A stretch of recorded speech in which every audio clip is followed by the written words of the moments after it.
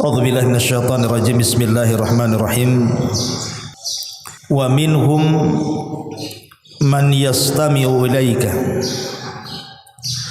wa ja'alna 'ala qulubihim akinnatan an yafqahuhu wa fi adhanihim waqra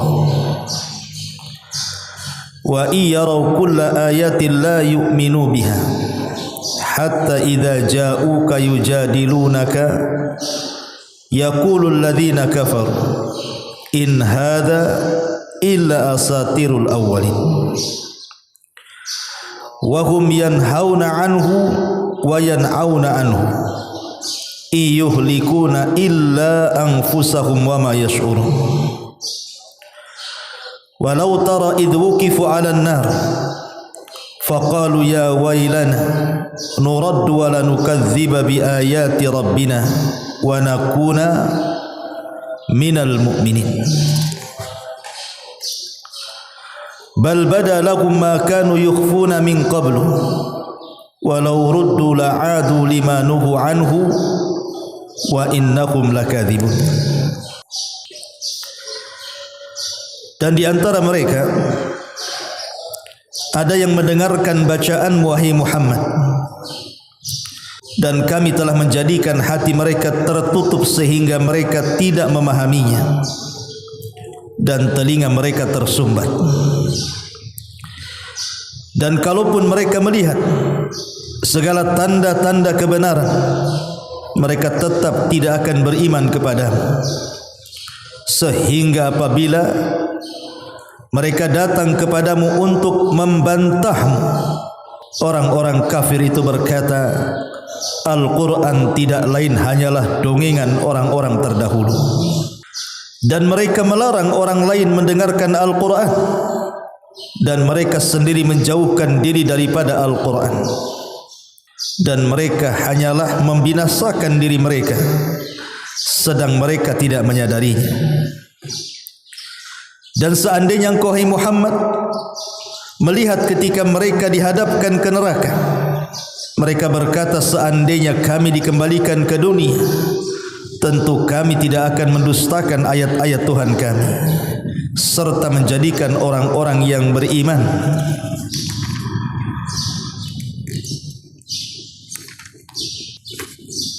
Tetapi sebenarnya bal bada lahum ma kanu yukhfuna min qablu, tapi sebenarnya mereka telah nyata kejahatan yang telah mereka sembunyikan dahulu. Seandainya mereka dikembalikan ke dunia, tentulah mereka akan mengulang kembali apa yang telah dilarang mengerjakannya. Sungguh mereka adalah para pendusta. Baik. Ma'asyiral muslimin yang dimuliakan Allah Subhanahu wa taala, ayat ini bicara tentang paman Nabi sallallahu alaihi wasallam, Abu Thalib. Satu hari diriwayatkan dari Al-Imam Al-Qurtubi rahimahullahu ta'ala dalam tafsirnya, Abu Jahal Fir'aunnya umat ini sedang berkumpul dengan para pemuda Quraisy. Tiba-tiba Nabi SAW muncul kemudian melaksanakan solat di depan Ka'bah. Tiba-tiba Abu Jahal mengatakan, siapa di antara kalian yang mau menyakiti si Muhammad itu? Maka tiba-tiba ada orang musyrik yang bernama Abdullah bin Jiba'ra mengatakan, saya sanggup menghinakan orang itu. Tiba-tiba kemudian Abdullah ibn Jiba'ra ini mengambil kotoran. Saat Nabi SAW sedang sholat, tiba-tiba kotoran itu diletakkan di rambut Rasul, di muka Rasul, di pakaian Rasul, sampai kemudian perbuatan Abdullah ibn Jiba'ra ini ditertawakan oleh Abu Jahal dan orang-orang di sekitarnya. Sampai selesai Nabi SAW sholat, kemudian Rasul pergi. dalam kondisi kotoran berada di kepala, wajah dan pakaiannya. Peristiwa ini dilaporkan kepada Abu Talib. Nabi SAW menceritakan apa yang dilakukan Abdullah ibn Jibarah kepada dia. Maka Abu Talib mengatakan, siapa yang melakukan ini? Maka Nabi SAW mengatakan, Abdullah ibn Jibarah. Maka Abu Talib marah, kemudian mencari orang-orang yang berkumpul dalam rangka menyakiti Nabi SAW. Ketika Abdullah ibn Jibarah berjumpa dengan Abu Talib sedang berkumpul dengan orang-orang Quraisy, maka Abu Talib kemudian mengatakan, siapa yang melakukan perkara buruk kepada anak saudaraku, maksudnya Nabi SAW. Maka kemudian tidak ada yang bicara, sampai Abu Talib mengatakan kepada Rasul, tunjuk siapa orang yang telah melakukan hal yang hina kepadamu. Maka Rasul mengarahkan telunjuknya kepada Abdullah ibn Jibarah ini. Maka Abu Talib mengambil kotoran, kemudian dibalas, diletakkan di kepala beliau, kemudian diletakkan di muka Abdullah ibn Jibarah, dan pakainya persis seperti yang dilakukan ia kepada Nabi SAW. Kemudian selepas itu Abu Talib membawa Rasul kemudian pergi dari mereka, dan mereka tidak bisa berkata sepatah kata pun karena tahu siapa kedudukan Abu Talib. Abu Talib sayyidul kaum, pemimpinnya kaum. Lah ketika Nabi SAW berjalan dengan Abu Talib setelah peristiwa ini, kemudian Nabi SAW berbisik-bisik kepada Abu Talib dan mengatakan, ya ammi, engkau melakukan itu untukku, tapi kenapa engkau tidak beriman kepadaku? Engkau membela diriku, tapi kenapa kau tidak beriman kepadaku? Ya Abu Talib, laqad unzila alayya al-Quran. Wahai Abu Talib, telah turun kepadaku Al-Quran untuk. Kemudian turun ayat ini, wa hum yanhauna anhu wa yan'auna anhu wa in yuhlikuna illa anfusahum wa ma yash'urun. Dan mereka melarang orang lain mendengarkan Al-Quran, dan mereka sendiri menjauhkan diri mereka daripada Al-Quran, dan mereka hanyalah membinasakan diri mereka sedang mereka tidak menyadari. Ketika Abu Talib kemudian mendengar bacaan Al-Quran yang turun kepadanya, dari sini Abu Talib mengumandangkan satu bait syair yang sangat luar biasa. Apa kata Abu Talib? Wa da'autani wa za'amta annaka nasihun, laqad sadaqta wa kunta thamma amina, wa aradta dinan qad alimtu bi annahu min khairi adyanil bariyati dina, laula al malamah aw hidhari subbatan lawajadtani samhan bidzaka mubina. Ya Muhammad, engkau mengajarkan aku dan engkau adalah seorang pemberi nasihat. Engkau benar dan aku seorang yang terpercaya. Engkau perlihatkan satu agama dan aku tahu bahwa agamamu adalah sebaik-baik agama. Kalau bukan karena cercaan atau cacian kaumku, pastilah engkau lihat aku terang-terangan menerima agamamu. Dari sini menunjukkan Abu Talib yakin dan percaya bahwa agama Nabi itu benar. Cuman kalau karena bukan celaan kaumnya, tentu Abu Talib akan masuk Islam. Tapi karena takut dicela kaumnya, Abu Talib pun tidak masuk Islam. Berarti yang menghalangi Abu Talib masuk Islam apa? Karena celaan kaumnya, takut dicela kaumnya, makanya dia tidak masuk Islam. Imam Ibn Ishaq, seorang pakar sejarah, menyebutkan kisah lain dari bait syair ini. Jadi ketika para pembesar Quraisy itu sudah jenuh mungkin dengan dakwah Nabi SAW, mereka pun rombongan datang kepada Abu Talib, kemudian mengancam Abu Talib. dan mengatakan, ya Aba Talib, inna ibna akhik qad sabba alihatina wa saffaha ahlamana wa farraqa jama'atana. Wahai Aba Talib, anak saudara Musi Muhammad itu sudah kurang ajar. Dia sudah berani membodoh-bodohkan Tuhan-Tuhan kami, sudah berani membodoh-bodohkan agama-agama kami, bahkan sudah memporak-porandakan jamaah dan barisan kami. Kalau engkau tidak menghentikannya, kami yang akan menghentikannya. Terserah, kami yang menghentikan atau engkau yang menghentikan. Kalau tidak, maka kami dan engkau wahai Abu Talib akan menjadi musuh selamanya. Akhirnya Abu Talib melihat hal itu. Keesokan harinya datang kepada Nabi SAW. Kemudian Abu Talib pun menceritakan tentang kisah bagaimana para pembesar Quraisy itu datang kepadanya.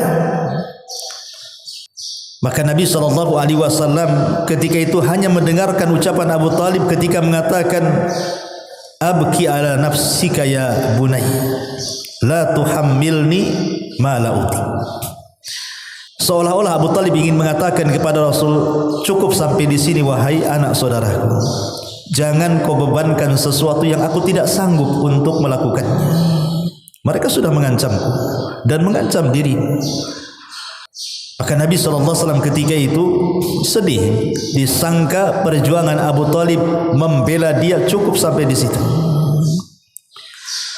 Tetapi kemudian Nabi SAW menunjukkan bahwa dia memang seorang Nabi. Dia harus menyampaikan ini kepada umatnya. Sehingga Nabi SAW dengan tegas mengatakan kepada Abu Talib, ala dha'fir riwayah, wallahi ya ammi, law wada'u syamsa fi yamini wal qamara fi shimali ma taraktu hadzal amr. Wahai pamanku, sekiranya mereka orang-orang kafir Quraisy itu membawa matahari, kemudian meletakkan di tangan kananku, dan mereka membawa bulan kemudian meletakkan di tangan kiriku agar aku meninggalkan dakwah yang mulia ini, wallahi ma taraktu hadzal amr, demi Allah aku tidak mungkin meninggalkan dakwah yang mulia ini. Dari sini Abu Talib melihat kesungguhan Rasul, akhirnya luluh hatinya. Kemudian dia mengatakan, idhab ya ibna akhi faqul ma ahbabta fa wallahi la usallimuka li syai'in abada. Kalau itu tekadmu hai anak saudaraku, lakukan sekehendakmu, ucapkan sesuka hatimu, saya akan tidak serah, tidak mungkin saya serahkan dirimu selamanya kepada mereka. Sejak itu Abu Talib membela Nabi SAW habis-habisan. Sampai pada waktunya, akhirnya kemudian orang-orang Quraisy tidak bisa menyentuh Nabi karena ada Abu Talib masalahnya. Akhirnya mereka pun melakukan pemboikotan Bani Hashim. Bani Hashim diboikot oleh 18 kabilah Quraisy. Tidak boleh bercampur dengan Bani Hashim, berjual beli dengan Bani Hashim, menikah dengan Bani Hashim. Mereka betul-betul diboikot. Sampai karena tidak ada pasokan makanan kepada Bani Hashim, sampai di antara mereka kelaparan dan sebagian mereka memakan dedaunan dan rerumputan. Dari sini harta Khadijah habis untuk memberi makan Bani Hashim dalam pemboikotan 3 tahun itu. Sampai akhirnya setelah pemboikotan ini berlalu 3 tahun, kemudian Quraisy mencabut itu. Akhirnya Abu Talib pun sakit parah karena 3 tahun memikirkan kaumnya dan juga Nabi SAW. Abu Talib pun sakit parah. Lah ketika kemudian Abu Talib ini sakit parah dan mendekati ajalnya, Sa'id ibn Musayyib radhiyallahu anhu menceritakan, lamma hadarat Abu Talib al-wafatu, ketika wafat sudah mendatangi Abu Talib, maka ketika itu datanglah para pembesar Quraisy, di antaranya Abu Jahal, kemudian Abdullah ibn Umayyah, kemudian juga ayahnya daripada Sa'id ibn Musayyib al-Musayyib. 3 orang ini datang kepada Abu Talib, al-Musayyib, Abu Jahal dan Abdullah ibn Umayyah. ingin menjenguk Abu Talib ala kufrihim, padahal mereka kafir. Di samping Abu Talib ini ada Nabi, dan sebelahnya ada 3 tokoh Quraisy. Nabi SAW paham bagaimana perjuangan Abu Talib dalam rangka untuk memperjuangkan dakwah Islam yang luar biasa, walaupun dia tidak masuk Islam. Tapi perjuangan Abu Talib itu dicatat dalam sejarah, dan dia manusia yang paling menyayangi Rasul, sebagaimana Rasul juga sangat sayang dengan Abu Talib. Rasul tidak mau Abu Talib itu mati kafir masalahnya. Sayang perjuangan yang cukup melelahkan sampai pemboikotan 3 tahun ini tidak bisa dibayar dengan kekufuran. Sehingga Nabi SAW ingin kalau seandainya pamannya Abu Talib ini masuk Islam. Makanya detik-detik wafatnya Nabi SAW berusaha untuk membisikkan di telinga Abu Talib dan mengatakan, "Qul ya ammi kalimatu la ilaha illallah." Wahai pamanku, ucapkan kalimat la ilaha illallah. Kalimatun uhaju bika indallah. Satu kalimat yang aku akan berhujah di hadapan Allah. Tetapi Abu Talib tidak kunjung mengucapkan kalimat ini, justru melirik kepada teman-temannya. Dia melirik Abu Jahal, melirik Abdullah ibn Umayyah dan Musayyib. Tiba-tiba kemudian Abu Jahal menyaut dan mengatakan, "Atarghabu an millati Abdul Muttalib ya Aba Talib? Apakah engkau akan mengucapkan kalimat itu dan kau benci agama kakekmu Abdul Muttalib?" Akhirnya saling saut-sautan antara kalimat tauhid dengan kalimat kekufuran. Abu Talib pun terdiam 1000 bahasa sampai ruh tercabut dalam jiwanya. Abu Talib tidak pernah mengucap 2 kalimat syahadat. Mati kafir, mati mengikuti agama nenek moyangnya. Berhasil apa yang dikehendaki oleh Abu Jahal dan juga kawan-kawannya, menghalangi Abu Talib dari hidayah. Dari sini Nabi SAW sedih luar biasa. Bagaimana tidak sedih? Abu Talib itu ayah angkat Nabi. Dari usia 8 tahun Rasul sudah di rumah Abu Talib. Abu Talib yang memberi makan Rasul, mendidik Rasul, sampai akhirnya Rasul menikah dengan Khadijah, sampai akhirnya Rasul diangkat jadi Nabi, dan Rasul tidak lepas dari Abu Talib. Tahu jasanya besar, sehingga wajar kalau seandainya Nabi SAW kemudian setiap malam berdoa kepada Allah agar Allah mengampuni dosa-dosanya. Tetapi apa yang terjadi? Allah Subhanahu wa taala turunkan ayat, "Ma kana lin nabi walladzina amanu an yastaghfiru lil musyrikin walau kanu ulil qurbah." Tidak layak bagi seorang nabi dan orang-orang yang beriman memintakan ampun akan dosa orang-orang musyrik walaupun mereka kerabat dekat. Ketika turun ayat ini, terhalanglah niat Rasul, terputus niat Rasul yang ingin meminta kepada Allah agar Allah mengampuni dosa Abu Talib. Turun ayat ini pula, dilarang, tidak boleh. Dari sini kemudian Allah Subhanahu wa taala tegaskan kepada Rasul, "Innaka la tahdi man ahbabta walakinnallaha yahdi man yasha." Hai Muhammad, engkau tidak mungkin mampu memberikan hidayah kepada orang yang kau cintai, karena Allah lah yang memberikan hidayah kepada orang yang dikehendaki. Secinta apapun Rasul kepada kerabatnya, kepada keluarganya, bahkan kepada ayah angkatnya Abu Talib, tetap saja hidayah itu di tangan Allah, bukan di tangan Rasul. Kalau hidayah itu di tangan Rasul, tidak ada satupun orang Quraisy itu kufur, pasti semua beriman.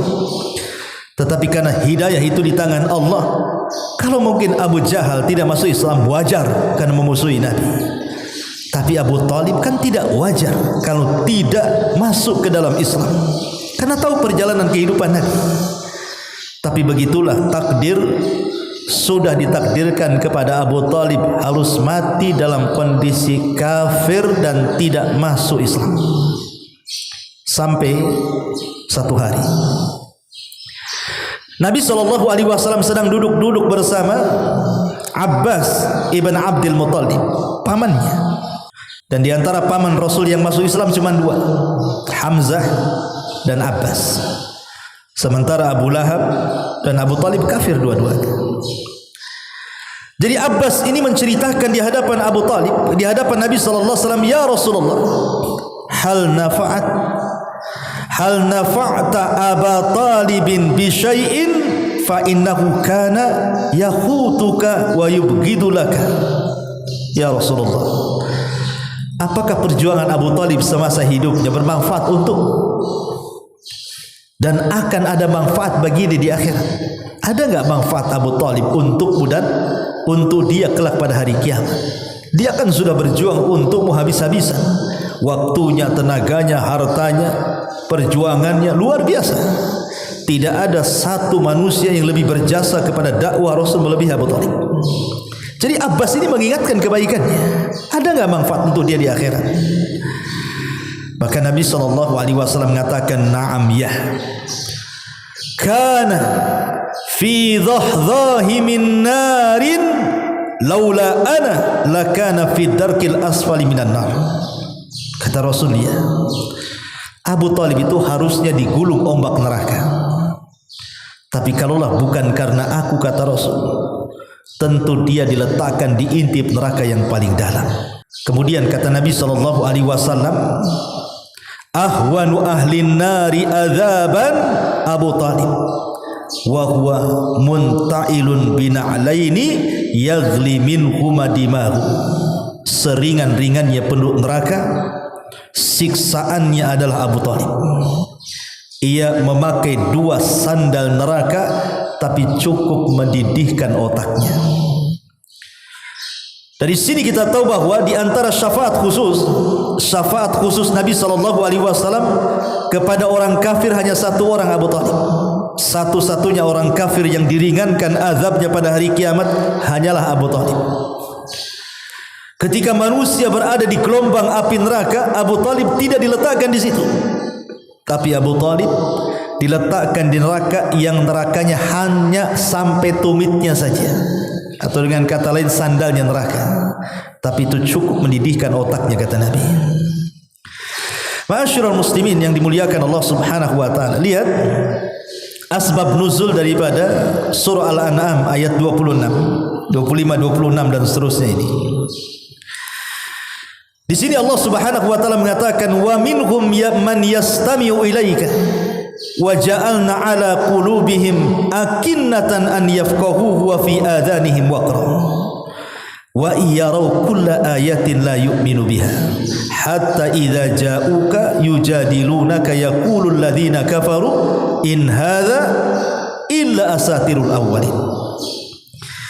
Dan di antara mereka ada yang mendengarkan bacaan wahai Muhammad, dan kami telah menjadikan hati mereka tertutup.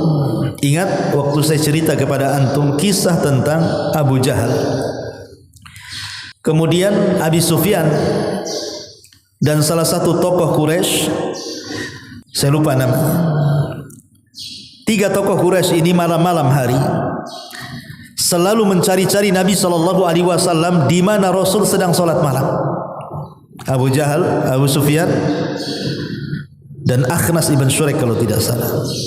Jadi 3 pembesar Quraisy ini selalu mencari-cari jadwal sholat malam Nabi setiap malam. Tapi tidak ada koordinasi satu dengan yang lainnya, sendiri-sendiri.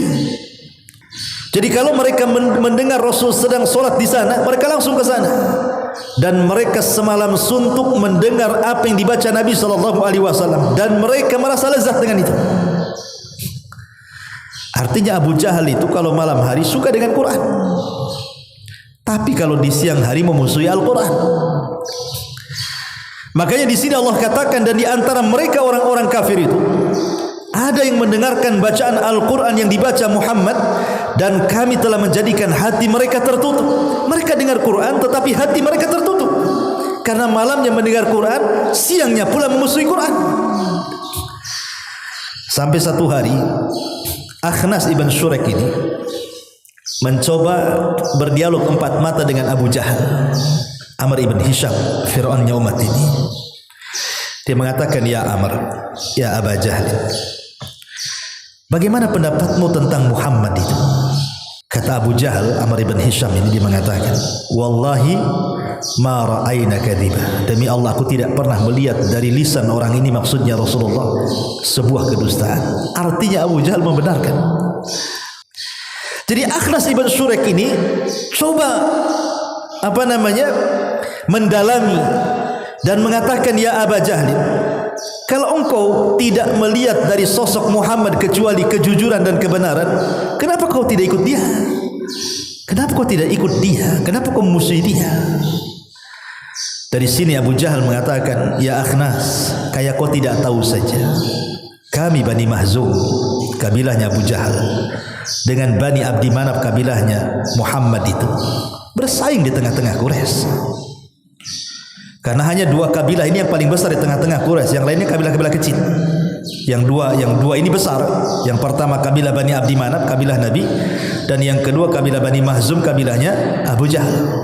Ini bersaing. Siapa di antara mereka yang jadi pemimpin? Di masa Abdul Muthalib, yang menjadi pemimpin kabilah Bani Hashim. Abdul Muthalib meninggal, yang jadi pemimpin kabilah Bani Mahzum, Abu Jahal sebagai penggantinya. Begitulah mereka ganti-gantian pemimpin Quraisy itu. Kalau tidak dari Bani Abdi Manaf, ya Bani Mahzum. Hanya dua kabilah ini aja, karena yang lainnya kecil-kecil masalahnya. Jadi kata Abu Jahal, kami loh dengan Bani Hashim itu bersaing. Kalau mereka melakukan kebaikan, kami pun melakukan yang sama. Kalau mereka memberi makan jamaah haji, kami pun melakukan yang sama. Kalau mereka membuat semacam kebajikan, kami pun melakukan yang sama, supaya kami dianggap di hati orang-orang Quraisy. Jadi kami ini sejajar di tengah Quraisy. Tiba-tiba orang-orang Bani Hashim mengatakan, kami punya nabi, kalian tak punya nabi. Kira-kira apa jawaban kami? Apa kami katakan kami juga punya nabi? Nabinya mana? Kalau kami akui kenabian Bani Hashim, sementara kami Bani Mahzum tidak punya nabi, berarti kedudukan kami sudah tidak sama lagi. Tentu kedudukan kami di bawah Bani Hashim. Kami tak mau. Kami harus sama dengan Bani Hashim. Makanya supaya sama antara Bani Mahzum dengan Bani Hashim, kami dustakan kenabiannya, supaya sama-sama tak punya nabi. Dari sini kita tahu yang menghalangi tidak masuk Islamnya Abu Jahal apa? Hasad dan takabur. Dua perkara inilah yang menghalangi hidayah. Orang kalau sudah hasad, orang kalau sudah sombong, susah dapat hidayah. Buktinya Abu Jahal, dia sudah tahu kerasulan dan kenabian Muhammad sallallahu alaihi wasallam, tapi karena mempertahankan jabatannya dan kedudukan kabilahnya, dia tolak itu. Padahal Nabi sallallahu alaihi wasallam pernah berdoa kepada Allah, Allahumma a'izzal Islam bi umaraini. Ya Allah, muliakan Islam dengan dua Umar. Maksud dua Umar di sini, satu Umar bin Khattab, satu Abu Jahal. Tapi Allah hanya kabulkan satu, Umar ibn al-Khattab, dan tidak dikabulkan Abu Jahal. Justru jadi musuhnya. Makanya Allah katakan di sini, dan di antara mereka ada yang mendengarkan bacaan wahai Muhammad, dan kami telah menjadikan hati mereka tertutup sehingga mereka tidak memahaminya, dan telinga mereka tersumbat. Dan kalaupun mereka melihat segala tanda kebesaran, mereka tetap tidak beriman. Orang-orang Quraisy ini datang kepada Nabi sallallahu alaihi wasallam dan mengatakan, "Hei Muhammad, kalau engkau seorang nabi, bukankah setiap nabi itu bawa mukjizat?" Kata Rasulullah SAW, "Ya, setiap nabi itu punya mukjizat." Kata orang-orang Quraisy, "Kalau begitu, tunjukkan mukjizatmu kepada kami." Kata Nabi SAW, "Apa yang kalian hendaki?" Maka orang-orang Quraisy menunjuk bulan dan mengatakan, di langit ada bulan. Kau belah bulan itu jadi dua, katanya. Bayangkan, meminta membelah bulan. Kalau belah roti enak, belah bulan ini gimana caranya? Tapi Nabi SAW menolak, tidak menolak. Nabi SAW kemudian berdoa kepada Allah. Setelah melaksanakan 2 rakaat salat, dia berdoa kepada Allah, kemudian telunjuknya mengisyaratkan ke bulan dan mengatakan, "Belahlah wahai bulan." Akhirnya tiba-tiba bulan terbelah jadi dua, ya, yang satu tetap di porosnya, yang parohannya itu turun persis di atas Jabal Abi Qubais. Jabal Abi Qubais yang jadi sekarang jadi istana kerajaan, di atasnya. Ini tanda langit, artinya semua orang lihat. Kalau Nabi Musa ketika membelah lautan kan tidak semua orang lihat, karena pandangannya ke depan. Tapi kalau bulan kan ke atas, semua bisa lihat. Sehingga kemudian orang-orang Quraisy yang minta agar bulan terbelah menjadi dua ini mengatakan, itu paling sihir si Muhammad saja, paling kami saja yang tersihir. Kami tidak percaya sebelum rombongan dari Syam datang. Tunggu dari Syam datang, kita tanya mereka.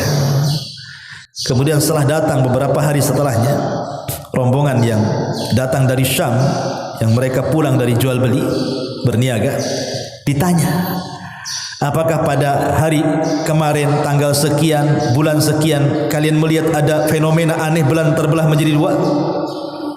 Maka para musafir ini mengatakan, ya, saat itu kami melihat bulan terbelah menjadi dua. Artinya kan ini mukjizat, karena orang Syam juga tahu, orang Mekah juga tahu. Tapi karena hati mereka sudah tertutup, apa yang dikatakan mereka? Sungguh Muhammad sudah berhasil menyihir kami dan menyihir para musafir, katanya. Kan kurang ajar tuh. Kok bisa dia ngomong begitu coba? Dia berhasil menyihir kami dan menyihir para musafir. Naudzubillah. Makanya kenapa Allah katakan, dan kalaupun mereka melihat segala tanda kebenaran, mereka tetap tidak akan beriman. Sehingga apabila mereka datang kepadamu untuk membantahmu, orang-orang kafir itu akan mengatakan, in hadza illa asatirul awwalin. Quran itu hanya dongeng-dongengan orang-orang terdahulu saja. Al-Walid ibn Mughirah adalah salah satu tokoh Quraisy yang sangat besar, melebihi Abu Jahal. Abu Jahal itu di bawahnya. Tapi ada tokoh Quraisy namanya Al-Walid ibn Mughirah. Itu orang yang paling ditokohkan di atasnya Abu Jahal. Orang paling kaya raya. Kekayaannya terbentang dari Mekah sampai ke Taif. Itu punya dia semua tanahnya, Al-Walid ibn Mughirah itu. Karena kekayaan di zaman itu dilihat dengan lebarnya, luasnya tanah dan perkebunan kurma. Itulah orang kaya. Cukup sampai di sini? Tidak.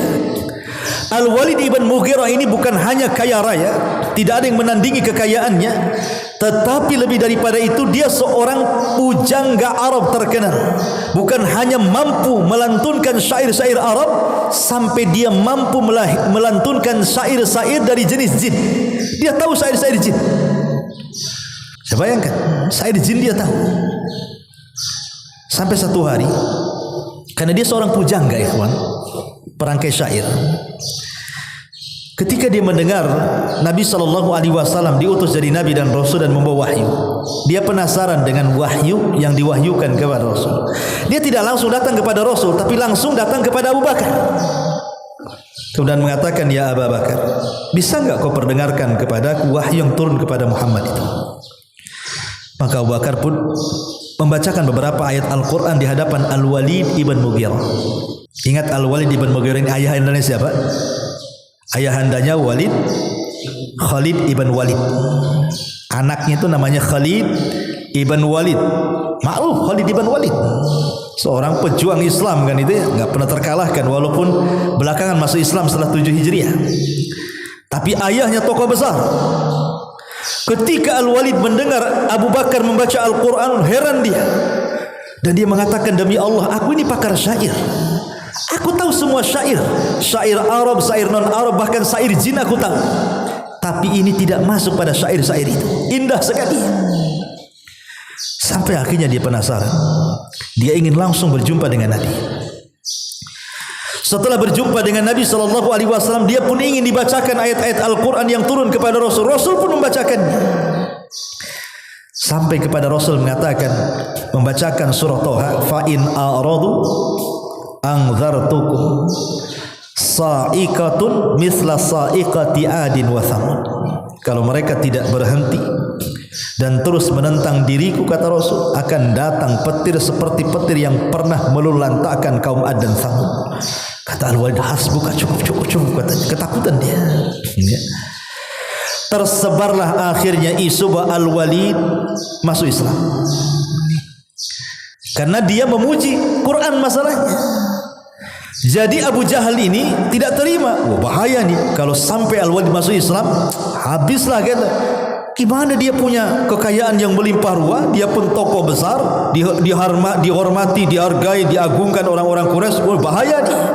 Datanglah Abu Jahal ke rumah Al-Walid. Kemudian mengatakan, sebenarnya bagaimana menurut wahai Walid tentang Muhammad itu? Malah dipuji hadis. Abu Jahal ini tahu nih kelemahan Al-Walid ini. Wah, bahaya kalau dia sampai masuk Islam, bahaya. Akhirnya dia mengumpulkan orang-orang Quraisy dan ingin menjelek-jelekan Al-Walid supaya tidak dihormati lagi. Al-Walid pun takut kalau seandainya dia masuk agama Rasul, kemudian orang-orang Quraisy pun akhirnya tidak menghargai dia lagi, tak jadi masuk Islam. Subhanallah, bayangkan. Apa yang menjadikan Al-Walid tidak masuk Islam? Karena takut jabatannya hilang. Kalau Abu Jahal tidak masuk Islam karena hasad dan sombong. Kalau Al-Walid ibn Mughirah masuk Islam gara-gara takut jabatannya hilang. Kalau Abu Talib tidak masuk Islam gara-gara apa? Pertemanan yang jelek. Teman-temannya jelek semuanya. Dia takut dicela manusia, makanya tidak masuk Islam. Lihat, beragam orang tidak masuk hidayah kan di sini. Ada gara-gara hasad, ada gara-gara sombong, ada gara-gara takut ditinggal kawan, ada gara-gara Al-Walid ibn Mughirah ini takut jabatannya hilang. Jadi ketika orang-orang Quraisy dikumpulkan Abu Jahal, dipanggil Al-Walid ibn Mughirah oleh Abu Jahal. Ya Walid, kata Abu Jahal, kemarin kau memuji Muhammad, bisa enggak kau ngomong sama orang-orang Quraisy ini, katanya. Mau dipermalukan. Tapi Al-Walid tahu diri. Sempat dia memuji Nabi, bisa dimusuhi orang-orang Quraisy ini. Akhirnya dia pun mengucapkan kalimat yang di luar kehendaknya. Karena mempertahankan jabatannya, dia mengatakan apa? Oh Muhammad, Quran yang dibawanya itu in huwa illa sihrun yu'thar, in huwa illa qaulun bashar. Quran yang dibawa Muhammad itu adalah sihir impor. Bayangkan, ada sihir impor. Jadi Muhammad itu belajar kepada orang asing, dapatlah wahyu. Kata Al-Walid, itu Quran yang dibaca Muhammad itu sihir impor. Itu hanya ucapan manusia. Dari sini turun surah Mudaththir mencela Al-Walid ibn Mughirah. Dzarni wa man khalaqtu wahida wa ja'altu lahu malan mamduda wa banina syuhuda wa mahattu lahu tamhida, sampai kepada sauslihi saqar. Kelak si Walid akan dimasukkan ke neraka saqar. Dari sini ma'asyiral muslimin yang dimuliakan Allah, orang-orang Quraisy ini, kafir Quraisy ini, ketika kemudian dibacakan Al-Quran, mereka akan mengatakan apa? In hadza illa asatirul awwalin. Ini hanya dongeng-dongeng orang-orang dulu saja untuk mencela Al-Quran. Wa hum yanhauna anhu wa yan'auna anhu. Dan mereka melarang orang lain mendengarkan Quran, dan mereka sendiri menjauhkan diri dari Al-Quran. Dan ini sudah saya jelaskan turun kepada Abu Talib. Ya, dia marah kepada Nabi sallallahu alaihi wasallam, kepada orang-orang Quraisy yang menyakiti Nabi, tapi tidak mau masuk ke agama Nabi. Itulah Abu Talib. Satu sisi dia tidak suka kalau ada orang yang menyakiti Nabi, tapi sisi lain Abu Talib tak mau pula masuk ke agama Nabi. Makanya Allah mengatakan wa hum yanhauna anhu wa yan'auna anhu wa yuhlikuna illa anfusahum wa ma yash'urun. Dan mereka hanyalah membinasakan diri mereka sendiri, sedang mereka tidak menyadarinya. Kemudian satu ayat lagi, walau tara idhukifu 'alan nar. Dan seandainya engkau melihat mereka, orang-orang kafir itu ketika dihadapkan di hadapan neraka, faqalu, mereka mengatakan, ya wailana nuraddu wa la nukadziba bi ayati rabbina wa nakuna minal mu'minin. Seandainya kami dikembalikan ke dunia, tentu kami tidak akan mendustakan ayat-ayat Tuhan kami serta menjadi orang-orang yang beriman. Dan ini bentuk penyesalan orang-orang kafir kelak di neraka.